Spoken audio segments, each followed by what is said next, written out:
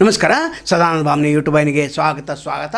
ಮತ್ತು ಅಹಿಂದ ಸಮಾವೇಶ ಮಾಡೋದ್ರ ಮೂಲಕ ಅಥವಾ ವಿಚಾರ ಸಂಕಿರಣ ಮಾಡೋ ಮೂಲಕ ಮತ್ತು ಸಿ ಎಂ ಸಿದ್ದರಾಮಯ್ಯ ಕುರ್ಚಿಯ ಭದ್ರಪಡಿಸಲಿಕ್ಕೆ ತೆರೆಮರೆಯಲ್ಲಿ ಕೆಲಸ ಮಾಡ್ತಾಯಿದ್ದಾರೆ. ನಿನ್ನೆ ಹುಬ್ಬಳ್ಳಿಯಲ್ಲಿ ಒಂದು ಸಮಾವೇಶ ನಡೀತು, ಅಂದರೆ ವಿಚಾರ ಸಂಕಿರಣ ನಡೀತು. ಅಲ್ಲಿ ಶಕ್ತಿಯನ್ನು ತುಂಬಬೇಕು, ನಮ್ಮ ಸರ್ಕಾರದಲ್ಲೇ ಇದ್ದುಕೊಂಡು ನಮ್ಮವರೇ ನಮ್ಮನ್ನು ಕಾಲು ಇಳ್ತಾಯಿದ್ದಾರೆ ಅಂತ ಹೇಳ್ತಾರೆ. ಹಾಗಾದರೆ ಇರೋದನ್ನೇ ಈಗ ಅಹಿಂದ ಸರ್ಕಾರನೇ ಇದೆ, ಮತ್ತೆ ಯಾಕೆ ಸಂಘಟನೆ ಮಾಡಬೇಕಾಗಿತ್ತು? ಅಹಿಂದ ಸಂಘಟನೆ ಅಂದರೆ ತಮ್ಮ ಸ್ವಾರ್ಥಕ್ಕಾಗಿ ಇವರು ಮಾಡ್ಕೊಳ್ತಾ ಇದ್ದಾರೆ. ಯಾರು ಮಾಡ್ಕೊಳ್ತಾ ಇದ್ದಾರೆ? ಮುಂದೆ ಯಾರು ಟಾವೆಲ್ ಹಾಕ್ತಾಯಿದ್ದಾರೆ ತಮಗೆಲ್ಲ ಗೊತ್ತಿದೆ. ಸಮಾವೇಶ ಮೂಲಕ ಜಾಗೃತಿಯನ್ನು ಉಂಟು ಮಾಡ್ತಾ ಅಂತ ಹೇಳ್ತಾರೆ. ಮತ್ತು ಪ್ರತಿಯೊಂದರಲ್ಲಿ ನಮಗೆ ಲಾಭ ಸಿಗಬೇಕು, ಅದು ಸಿಗ್ತಾಯಿಲ್ಲ.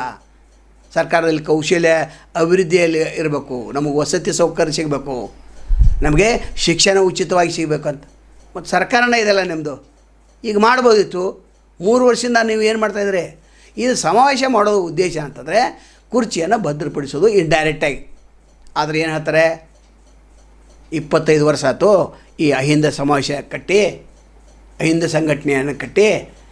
ಈಗ ನಾವು ಮೇ 28ರವರೆಗೆ 2028 ಮೇವರೆಗೆ 31 ಜಿಲ್ಲೆಗಳನ್ನ ನಾವು ಸಮಾವೇಶ ಮಾಡ್ತಾ ಅಂತ ಹೇಳ್ತಾರೆ.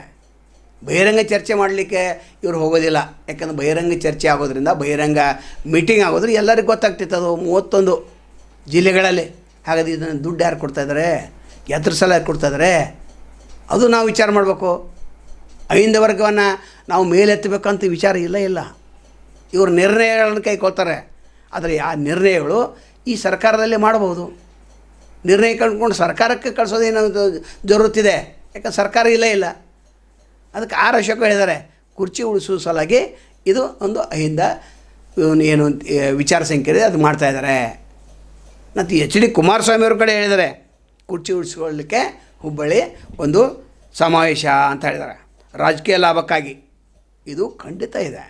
ಆದರೆ ಹೇಳೋರು ಏನು ಹೇಳ್ತಾರೆ, ಇದು ರಾಜಕೀಯ ಲಾಭಕ್ಕಾಗಿಲ್ಲ, ಅವರನ್ನು ನಾವು ಜಾಗೃತಿ ಮೂಡಿಸ್ತೇವೆ ಅಂತ. ಜಾಗೃತಿ ಮೂಡುವಂಥ ಕೆಲಸ ಏನಾನ ಆಗಿದ್ದಾನೆ.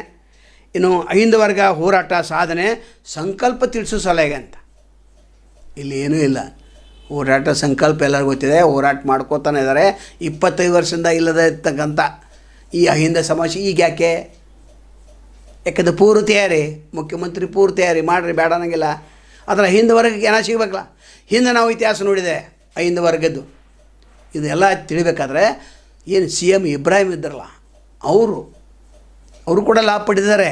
ನಂತರ ಅವರನ್ನು ಕೈ ಬಿಟ್ಟರು, ಆ ಮಾತು ಬೇರೆ. ಆದರೆ ಏನು ವೇದಿಕೆಯಲ್ಲಿ ಮನೆ 8 ಜನ 10 ಜನ ಇರ್ತಾರೆ, ಅವರೆಲ್ಲ MLA ಆಗಿದ್ದಾರೆ, MP ಆಗಿದ್ದಾರೆ, ಸಿದ್ದರಾಮಯ್ಯ ಮುಖ್ಯಮಂತ್ರಿ ಆಗಿದ್ದಾರೆ. ಅಹಿಂದ ವರ್ಗದ ಒಂದು ಸಮಾವೇಶದಿಂದ, ಹೋರಾಟದಿಂದ, ಸಂಕಲ್ಪದಿಂದನೇ. ಆದರೆ ಈಗ 2ನೇ ಸಂಕಲ್ಪ ಯಾರಿಗಿದೆ? 2ನೇ ಹೋರಾಟ ಅಂತಿದು. 2ನೇ ಹೋರಾಟ ನಾವು ದೊಡ್ಡ ಪ್ರಮಾಣದಲ್ಲಿ ಮಾಡ್ತೀವಂತ. ದುಡ್ಡನ್ನು ಸಾವಿರಾರು ಕೋಟಿ ಬೇಕಾಗ್ತದೆ ಎಲ್ಲ ಕಡೆ ಸಮಾವೇಶ ಮಾಡಬೇಕಾದ್ರೆ. ಮತ್ತು ಯಾರನ್ನು ಕೊಡ್ಸತ್ತೀರಿ ನೀವು? ತಮ್ಮ ಪರವಾಗಿದ್ದಂಥದ್ದು, ತಮ್ಮ ಪರವಾಗಿ ಬ್ಯಾಟಿಂಗ್ ಮಾಡುವಂಥ ಭಾಷಣಕಾರರನ್ನು, ಅಂದ್ರೆ ಭಾಷಣಕಾರರಿಗೆ ಸಹಿತ ಸ್ಕ್ರಿಪ್ಟ್ ಬರೆದು ಕೊಡೋರು ನೀವು. ಆ ಸ್ಕ್ರಿಪ್ಟನ್ನು ಅವ್ರು ಓದಬೇಕು. ಅಂದರೆ ಇದರಿಂದ ರಾಜಕೀಯ ಲಾಭ ಇದ್ದೇ ಇದೆ.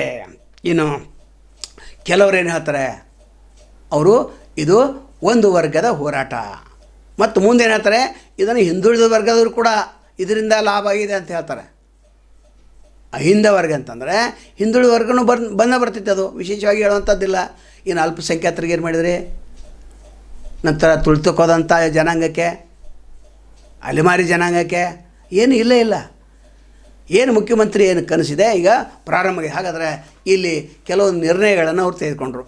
ಹುಬ್ಬಳ್ಳಿ ಸಮಾವೇಶದಲ್ಲಿ ಸಮಾವೇಶ ಮಾಡಲಿ, ಹೋರಾಟ ಮಾಡಲಿ, ಜಾಗೃತಿ ಮಾಡಲಿ, ಸಂಕಲ್ಪ ಮಾಡಿ, ಅದು ಬೇಡ ಅನ್ನೋದಿಲ್ಲ. ಆದರೆ ಇದ್ರ ಹಿಂದೆ ರಾಜಕೀಯ ಲಾಭ ಇದೆಲ್ಲ. ಎಲ್ಲರೂ ಹೇಳ್ತಾಯಿದ್ರು, ಎಲ್ಲರಿಗೂ ಗೊತ್ತಿದೆ.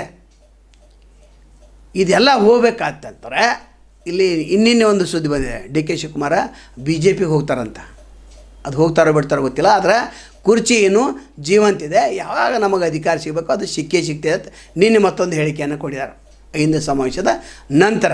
ಹಾಗಾದರೆ ಇಲ್ಲಿ ಅಹಿಂದ ಸಮಾವೇಶದಲ್ಲಿ ಏನೇನು ನಿರ್ಣಯ ಕೈಗೊಂಡ್ರು ಅಂತಂದರೆ, ಒಂದನೇದ್ದು ರಾಜ್ಯದ ಖಾಸಗಿ ಕ್ಷೇತ್ರದ ಉದ್ಯೋಗಗಳಲ್ಲಿ ಮೀಸಲಾತಿ ವಿಸ್ತರಿಸಬೇಕು.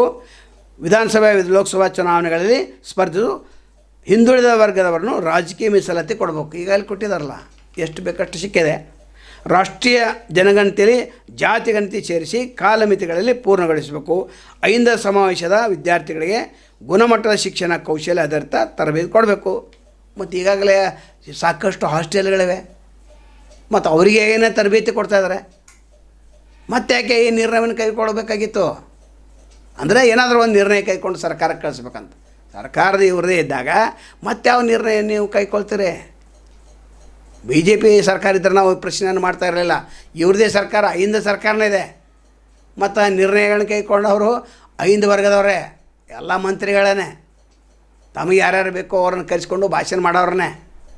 ನಂತರ ಅಹಿಂದ ಸಮುದಾಯದ ವಸತಿ ರಹಿತರಿಗೆ ತಕ್ಷಣ ವಸತಿ ಸೌಲಭ್ಯ ಕಲ್ಪಿಸಬೇಕು. ಈಗ ಸಿದ್ದರಾಮಯ್ಯ ಅವರನ್ನು ಮಾಡಬೇಕಲ್ಲ, ವಿಶೇಷವಾದಂಥ ಕೋಟಾ ತೆಗೆದು ವಿಶೇಷವಾದಂಥ ಪ್ಯಾಕೇಜ್ ತೆಗೆದು ಅವ್ರಿಗೆ ಕೊಡ್ಬೋದು, ಕೊಡ್ಲಿಕ್ಕೆ ಬರ್ತೈತೆ ಅದು. ಇನ್ನು ಕೊನೆಯ ನಿರ್ಣಯ ಅಂತ ಇದ್ಕೊಂಡ್ರೆ ಕೇಂದ್ರ ಸರ್ಕಾರ ಉದ್ಯೋಗಗಳ ನೇಮಕಾತಿಯಲ್ಲಿ ಹಿಂದುಳಿದ ವರ್ಗಗಳ ಒಳ ಮೀಸಲಾತಿ ತರಬೇಕು. ಮತ್ತೀಗ ನಿಮ್ಮ 300 SC ST ದವ್ರು ಇದ್ದಾರಲ್ಲ, OBC ಅವರು MP ಗಳಿದಾರಲ್ಲ, ಇದ್ರ ಬಗ್ಗೆ ಏನಾದರೂ ಚರ್ಚೆ ಮಾಡಿದಾರಾ? ಒಳ ಮೀಸಲಾತಿ ಕೇಂದ್ರ ಸರ್ಕಾರದ ಉದ್ಯೋಗಗಳು ಕೊಡ್ಬೇಕಂತೇಳಿ ಇಲ್ಲ. ತಮ್ಮ ಸ್ವಲಾಭಕ್ಕಾಗಿ ಇದು ಸಮಾವೇಶ ಅಂತ ಹೇಳ್ಬೋದು. ನಾಳೆ ತಮ್ಮನ್ನು ಭೇಟಿ ಆಗ್ತೇವೆ. ಅಲ್ಲಿವರೆಗೆ ಎಲ್ಸಿವಾಗಲಿ. ನಮಸ್ಕಾರ.